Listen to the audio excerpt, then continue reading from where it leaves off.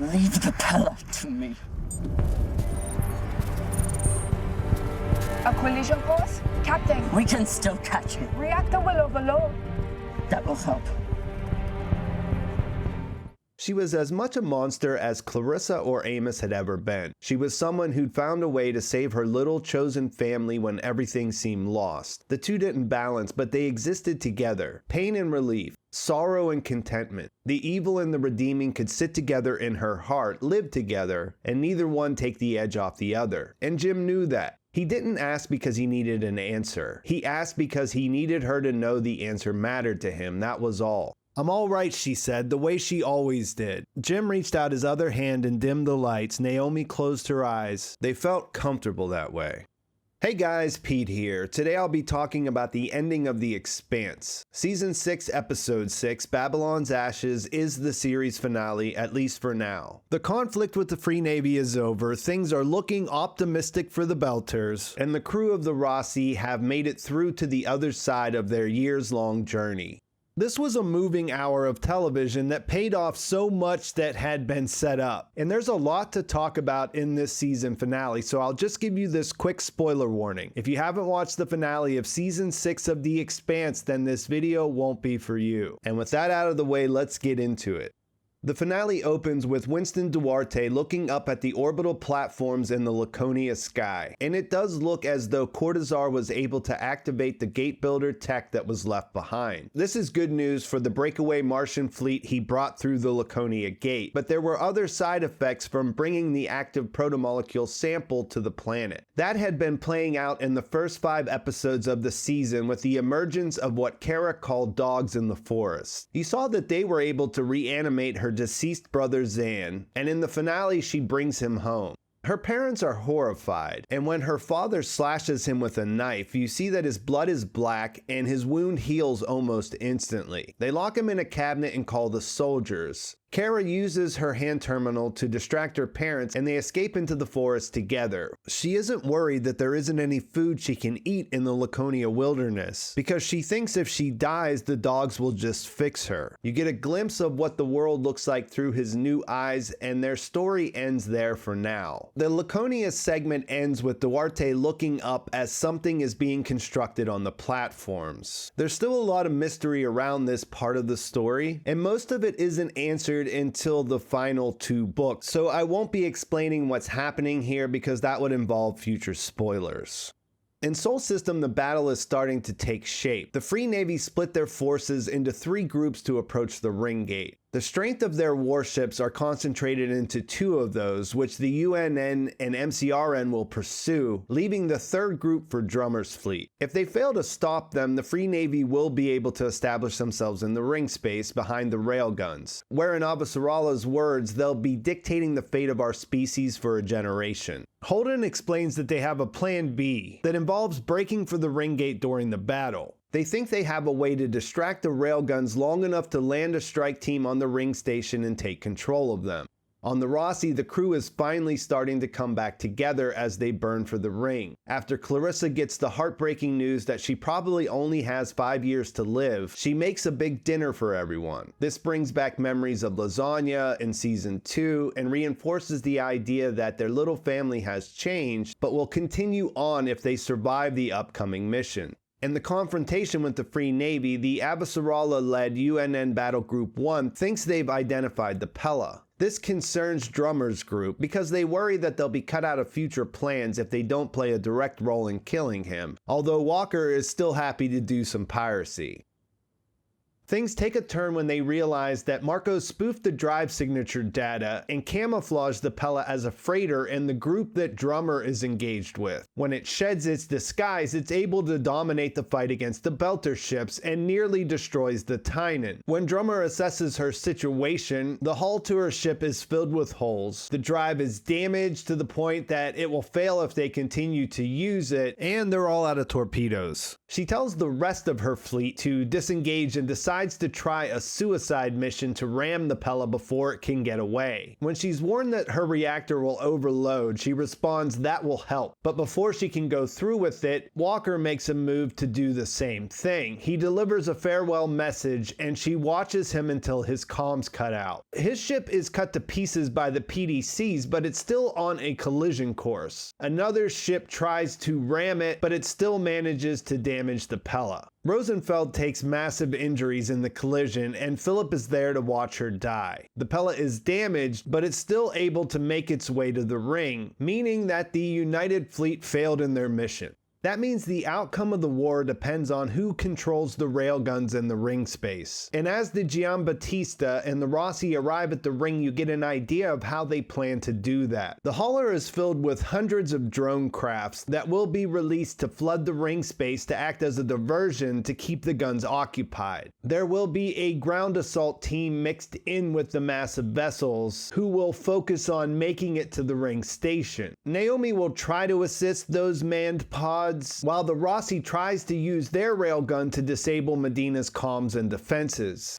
It's an ambitious plan that's up against a lot of unknowns, and things start to go wrong right away. The pods are getting destroyed at a higher rate than was anticipated, and the Rossi takes damage and starts to lose power in their reactor. Clarissa gets her moment to step up in Amos's absence, and you see him eject from his pod at something like 15 Gs as the ground assault starts to take shape, and thus begins what has to be the most thrilling assault sequence ever seen on TV. The Rossi does manage to put Medina Station between them and the railguns, and is able to neutralize its weapons and communication systems. That clears the path for the assault team, but they'll run into heavy reinforcements on the surface. You see Amos struggle against pure chaos on his descent and see Medina overhead just before he touches down. Their objective is to take over the control bunker, but they get pinned down by the troops stationed there and reinforcements overhead from Medina. When they learn the other teams can't help and the Rossi can't provide air cover, Amos decides to go down in a blaze of glory, saying he'd rather get shot in the front instead of the back, and Bobby agrees. At the same time, Holden makes the decision to make a last-ditch effort, which will likely mean sacrificing the Rossi, but as Amos is rallying the remaining members of the strike team, Bobby takes matters into her own hands, using her suit's thrusters to get close enough to the target.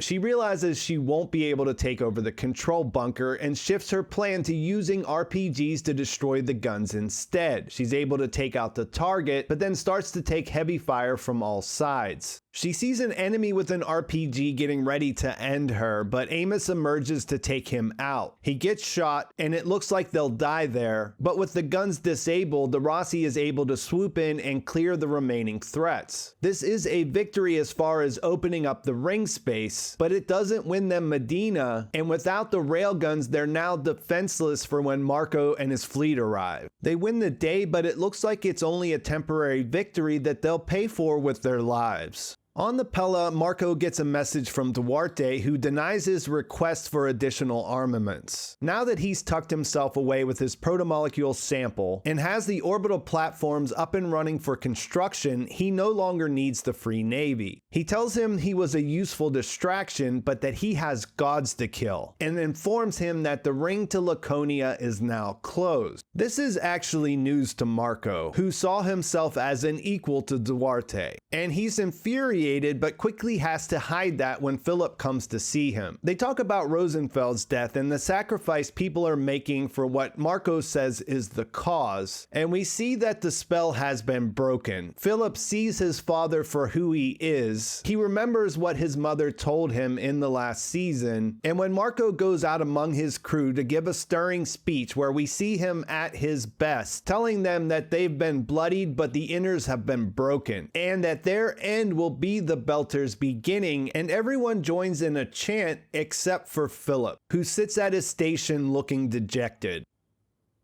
Inside the ring space, the crew of the Rossi runs through their options that are pretty much exactly running away or standing up to an unwinnable fight. Amos reads the room and asks, does anyone here want to cut and run? And they all decide to resign themselves to their fate with the intention of at least trying to take Marco with them on their way out. As Naomi is looking at the battle data, she notices that some of the pods started to disappear on transit at the end of their assault, and she thinks this means they might be able to trigger the ring entities. If they push every bit of mass and energy they can through the ring all at once, they should be able to wake them up. And even though Holden is worried they might stay awake, this is really their only shot at winning this battle. As the pellet approaches, we see the crew in their battle stations in case it doesn't work. They're ready to fight like hell if necessary. They send the Giambattista ahead to transit the ring right before Marco gets there, and Naomi waits to overload its reactor to trigger this effect. She thinks about Philip as a baby as she waits, thinking that she'll be killing him if this plan works, and as the pellet begins its transit, you see them start to disappear just like the Barkeith did at the end of Season 5.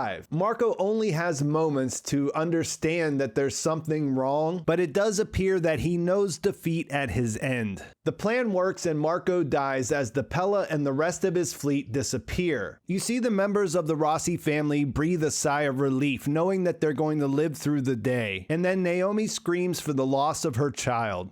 During negotiations on Ceres, you learn that Inners and the Belt agree that they need to control traffic through the ring gates now that they know what makes ships disappear. They want to create an organization to oversee things, but reach an impasse because Drummer won't agree on the Inners having 2 votes and the Belt only having 1. They explain their concerns of it being political suicide to put a Belter in charge, and Drummer explains that this is always the way things turn out. This is always the excuse that it's not convenient to deal with the Belt. They'll do that when they get the chance down the road, and that she's there to make sure that the Belt's interests aren't overlooked. Holden speaks up to say that Marco wasn't all wrong. The people of the Belt looked at the future and they weren't in it. That's what this trade union would need to fix. As he's talking, Avasarala gets an idea to create an independent agency. They could pick someone who was apolitical with a history of working honorably with all sides. Everyone starts looking at Holden since he's the only one that fits that description, and when he tries to decline, Avasarala says, "James, it's time to make history again," and boy does he. He says he might be open to it, but he would need certain assurances in writing, and when he goes in front of the press to explain this new transport union, just as everything seems to be falling in place, he gets to the end of his prepared statements and goes off script. Before he accepted the position, he made sure that Drummer would be his vice president and says that he'll always be considered an outsider, so for his first act as president, he'll resign. Drummer will take his place as a true Belter leading an independent Belter-run agency. Avasarala calls him a duplicitous little shit and says she'll undo this because he was negotiating in bad faith. He urges her not to, saying it was the only way to secure the peace and move forward together, and she knows it. She sighs, realizes she's been beat at her own game, and says she hopes he's right, and they shake hands. We see the Rossi leave Ceres with Bobby in the pilot's chair. We can presume that now that Mars is over and her time with Avasarala has passed, that she'll stay on as a member of the crew. Clarissa makes a replacement for the pin that Amos wore throughout the series, but lost when he turned over his jacket to security when he went to visit her in the pit. This is something he got as a kid from a friend who decided to take his own life rather than endure the continual abuse they were subjected to as they grew up. When she pins it on him, she reveals she made one for herself, and they share a smile.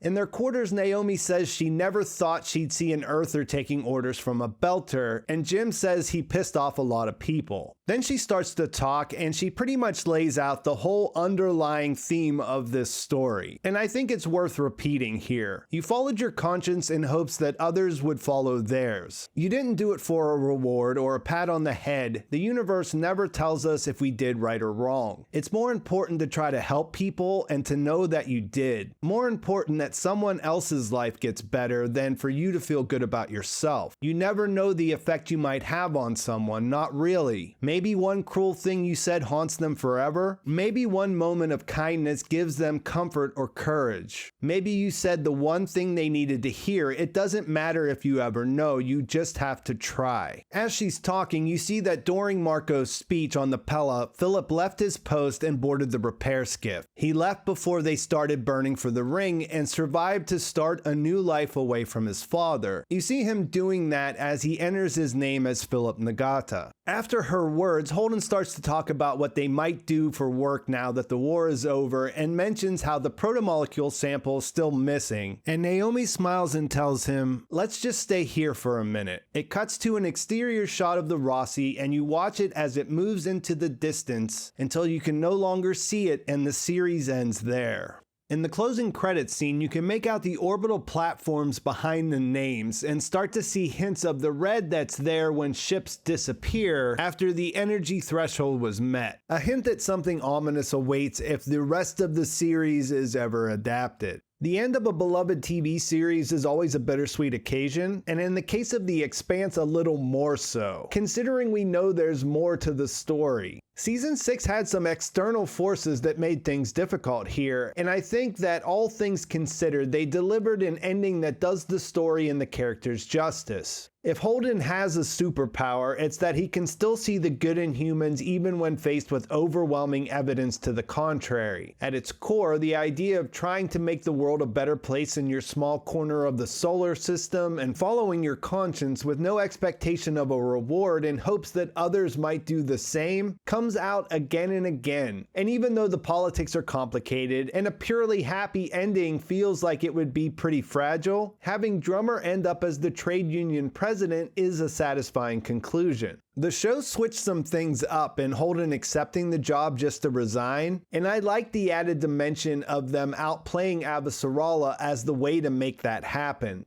Marco relearned the lesson that the Inners will never see Belters as equals the hard way and becoming Duarte's useful idiot. And I always thought of Philip's ending as being the product of being born into an impossible situation. He's given a chance to maybe make up for his crimes, but he has to do it himself. If you think about it, he can't really even try to reunite with his mother considering the circumstances. She has to mourn his death in a situation where she chose the family she found. And there's a nice line from just before what I read at the beginning that sums this up. "I will carry this guilt and sadness for the rest of my life" was just as true as I lost my son years ago. Her comfort was that she was still alive, that Jim was, and Amos and Alex, Bobby and Clarissa. There's the idea that both of these things can exist together without necessarily canceling each other out. And I think that ties into what we heard at the beginning of all the X-ray features this season. In the doctrine of one ship, there's just one whole with countless parts working together like the cells of a single organism. There are factions and tribes and different political interests, inequalities built into the system, and exploitation that creates conditions where people like Marco can emerge. And if you throw in something like the protomolecule and the opening of the Ringgate network that connects to all these new systems with resources free for the taking, that's the impetus for conflict on the civilizational scale. I think the message is a hopeful one, rooted in realistic, relatable characters that also happen to fly around in spaceships. The political tensions make sense and bring out the best and the worst of humanity. In the end, the wars are over, and the Belters have a brighter future. And fighting for the people you care about still matters. I'm sad The Expanse is over, but glad I got to experience it. And I think that's a good place to leave things. Let me know what you thought about the finale and the final season and the series as a whole in the comments. There were a lot of famous sci-fi characters that made the ultimate sacrifice in that assault on the ring station. There's so much great character stuff in the finale, and we'll be diving a lot deeper into that in the live stream, which I'll put a link to in the pinned comment.